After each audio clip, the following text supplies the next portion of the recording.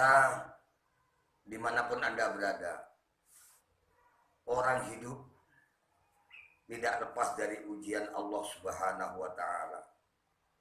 Jangankan manusia, malaikat pun diuji oleh Allah, ataupun jin setan juga diuji oleh Allah Subhanahu wa Ta'ala. Malaikat yang diuji adalah Harut, malaikat Harut dan Marut, dan jin iblis diuji untuk bersujud kepada Adam.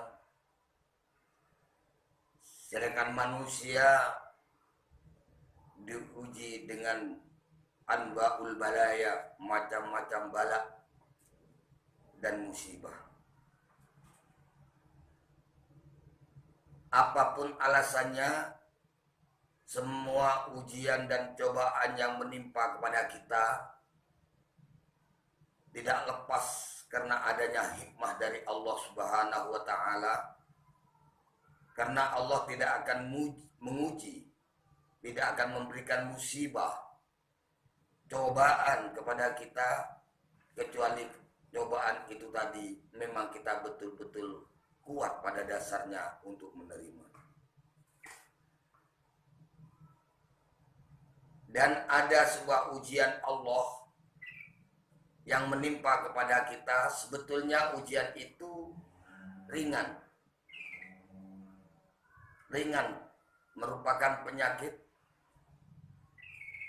Karena penyakit yang ringan ini, 4 penyakit pada hakikatnya pun menolak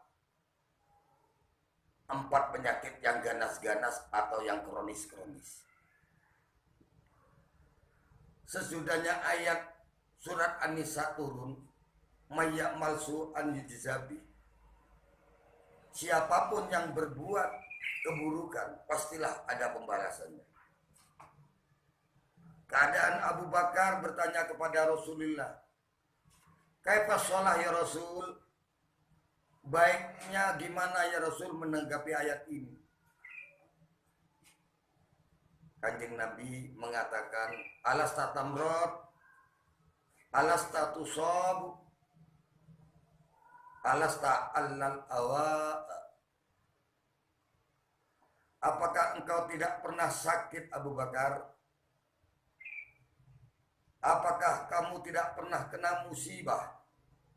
Ataukah kamu tidak pernah mengalami sempitnya ekonomi? Apa kata Abu Bakar? Jawab, bala ya Rasul, pernah ya Rasul.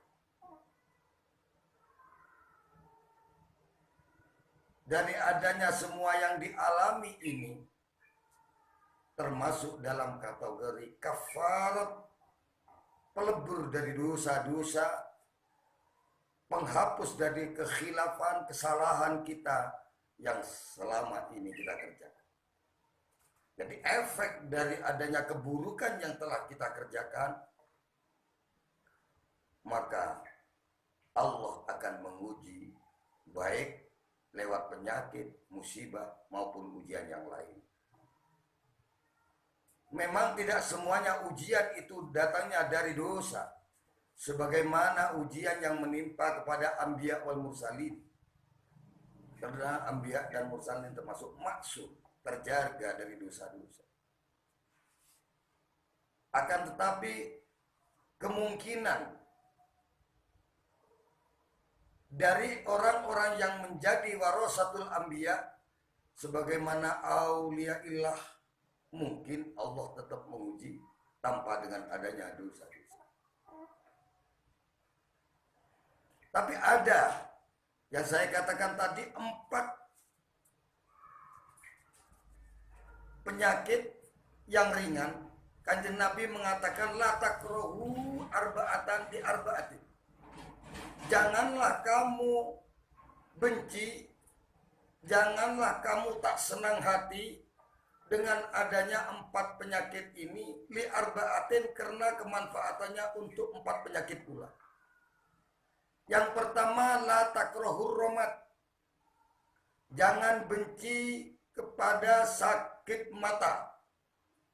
sakit mata yang mengandung kotoran-kotoran di mata.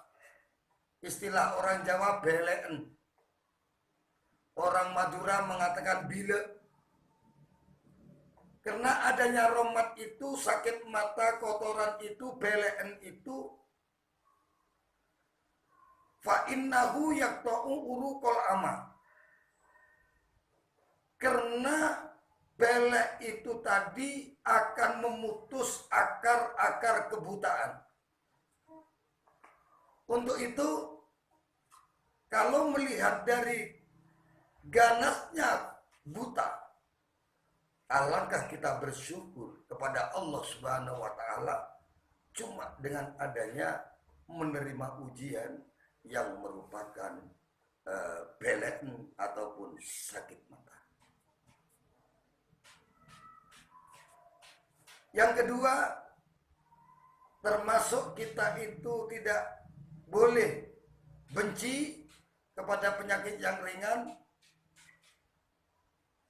adalah la takrahuz zukam. Janganlah kamu benci kepilek atau flu.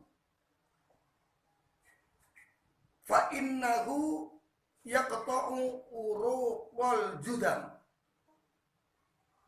Karena pilek itu pada hakikatnya memutus akar-akar kusta. Kusta itu adalah infeksi bakteri. Yang mana kusta itu kalau dilihat pertama kali itu dengan adanya bisul di kulit maupun memar, memerah, yang akhirnya bisa mati rasa. Sedangkan kusta itu kalau tambah parah, maka andaikan itu anggota tubuh, jari-jari umpamanya, itu akhirnya akan mengecil. Mengecil. Akhirnya habis satu jari, pindah lagi. Biasanya begitu. Kusta itu kalau istilah orang Madura dikatakan daging juba. Kalau Madura Timur, Jemberan, dikatakan penyakit dedel. Kalau bahasa ngetren yang lebih dikenal itu adalah lepra. Yang ketiga, termasuk yang tidak boleh kita benci adalah sual, batuk. Fa innahu yaqta'u uruqal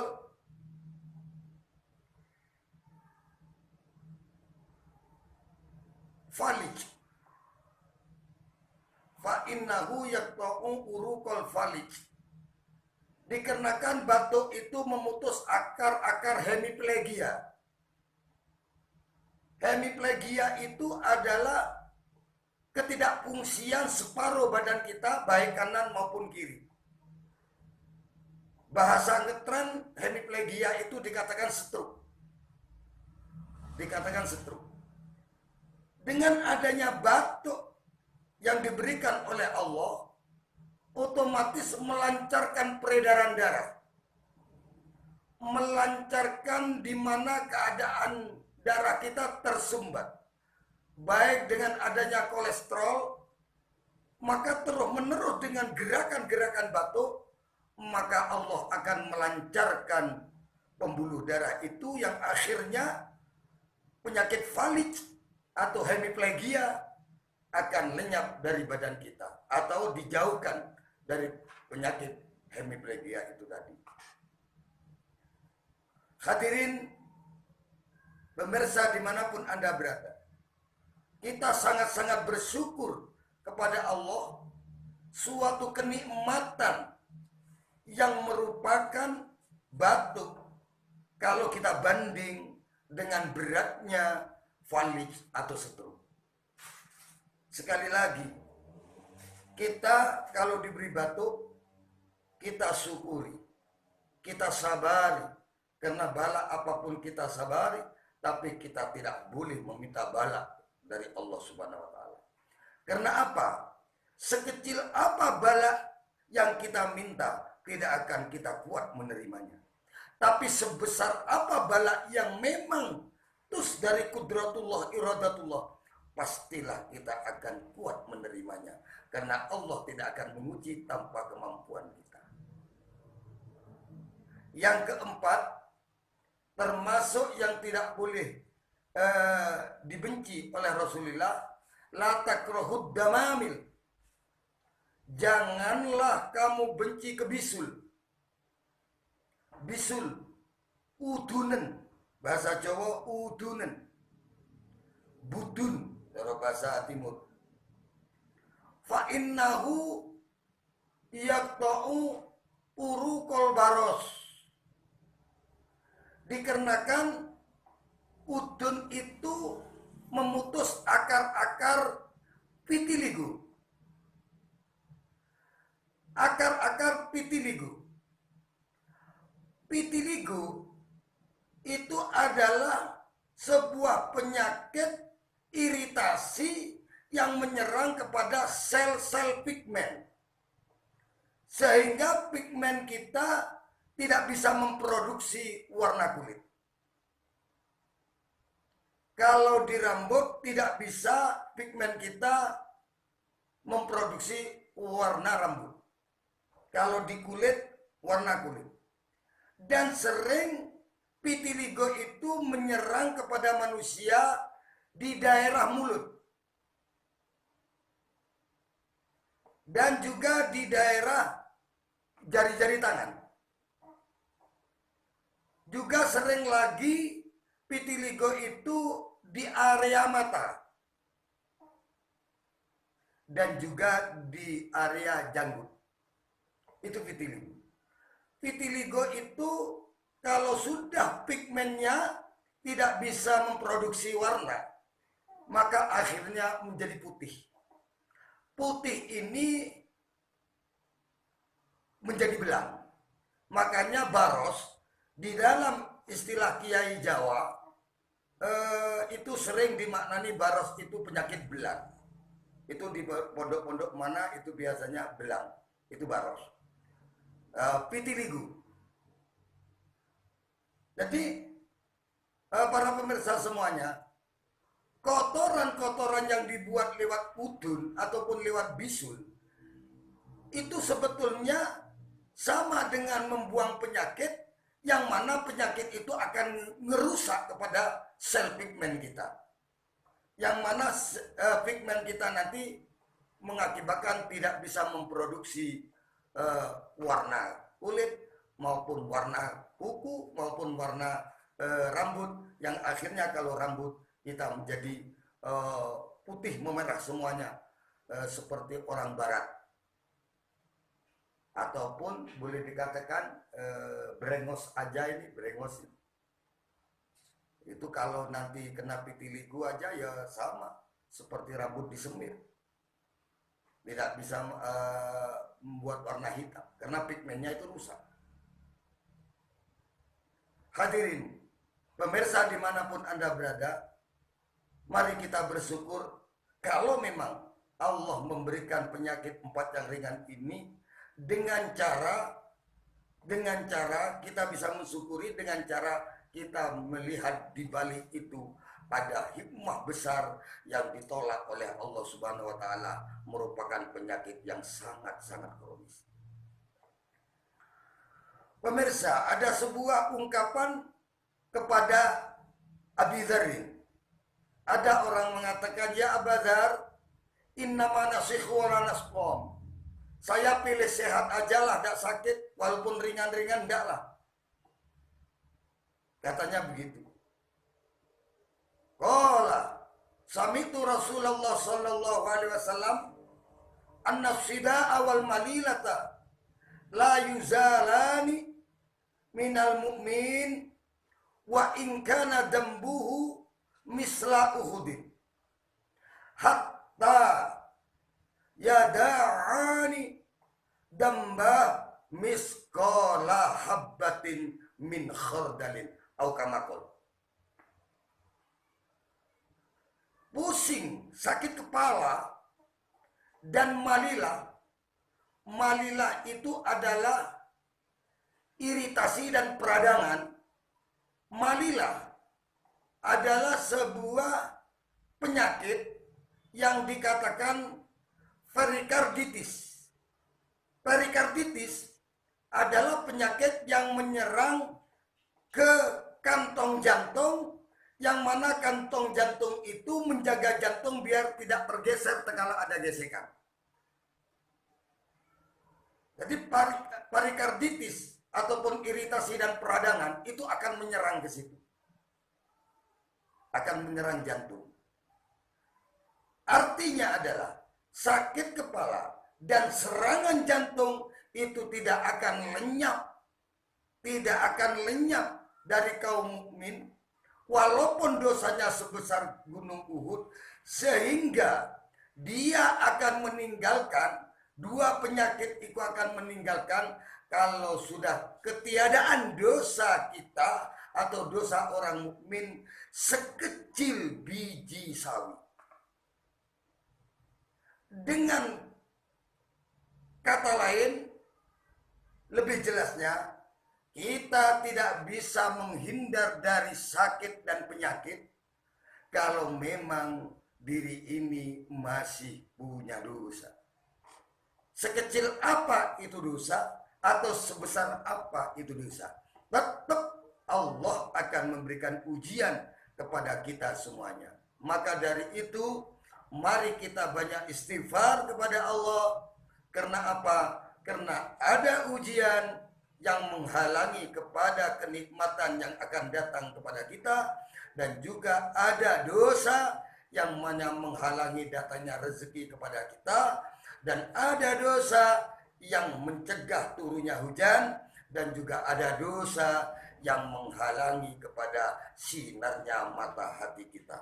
Untuk itu, jangan sampai kita berhenti, terus istighfar kepada Allah Subhanahu wa Ta'ala, biar Allah memberikan ampunan dari dosa-dosa kita, dekil-dekil sifat jahiliyah kita yang kita kerjakan setiap hari, sehingga kita betul-betul terlepas dari dosa, walaupun itu dosa besar maupun dosa kecil.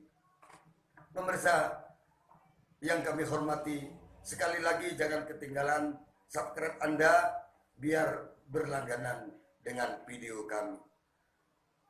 Iringan akhir kata kami, Allahumma inna nas'alukal afwa wal afiyah fid dini wad dunya wal akhirah. Kita minta kepada Allah ampunan dan kesehatan dunia akhirat, sehingga kita semuanya dan pemirsa tetap dalam lindungan, dalam kesehatan, dalam ampunan baik dunia maupun akhirat. Jazallah ahsanal jaza jazaan katsira. Allah lah yang akan membalas kepada subscriber semuanya dengan pembalasan yang lebih banyak dan baik.